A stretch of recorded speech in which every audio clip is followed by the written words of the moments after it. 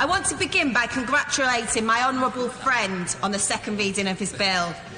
There are many of us in this House who feel very strongly about this subject, and I'm grateful for the opportunity to make my own contribution to the debate.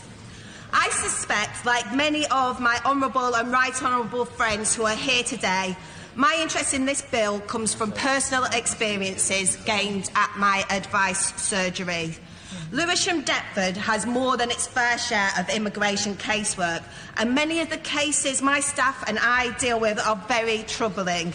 However, it is those which fall within the scope of this bill that are often the most traumatic. In December last year, I met with a Somali woman who is caring for her 4 nieces and nephews in Lewisham after their father was murdered in front of them and their mother back home in Somalia. The mother disappeared for several years until it was then discovered that she had sought asylum in Cyprus. She is experiencing deteriorating physical health as well as suffering mentally from the trauma of seeing her husband murdered. My constituent is in the process of trying to reunite her sister with her children, but under current rules the sister has to undergo the lengthy, stressful and costly process of applying for a visa to settle here. The Lewisham Refugee and Migrant Network, an excellent but overstretched and under-resourced service which operates in my constituency. Give way. I thank my honourable friend for giving way, and I know of the great work that the Lewisham Refugee and Migrant Network has done in our borough. Will she also join with me in recognising the work for Action for Refugees in Lewisham, who I'm sure will also be assisted by the provisions set out in this bill in assisting some of the most vulnerable being resettled in South London? I thank my honourable friend for that intervention, and I absolutely agree with her. We have so many wonderful organisations in Lewisham who do so much great work. But the Lewisham Refugee and Migrant Network recently told me about a woman from Gambia who fled and claimed asylum in the UK with her youngest child in 2011 after finding out that the government forces were looking for her husband and family. Although she has now been reunited with her husband and one other child, her eldest daughter turned 18 in the intervening years and has not been allowed to join the family in the UK. A further child also remains in the Gambia. These are vulnerable people, and as my honourable and right honourable friends will know, it is stressful enough to negotiate the Home Office system without adding the extra difficulties associated with having suffered significant trauma. The cost of making a visa application and instructing an immigration solicitor is also a significant barrier to many.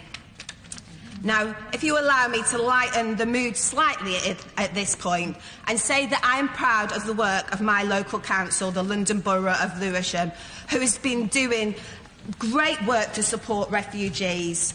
After formally agreeing to join the Syrian Vulnerable Persons Resettlement Programme in September 2016, Lewisham Council has housed 15 families from Syria, which last time I checked was the second highest number of any London borough. And as an aside, Lewisham Council also informs me that it is offered 24 care places for unaccompanied refugee children, but the Home Office has only used 1 of them. This is completely unacceptable.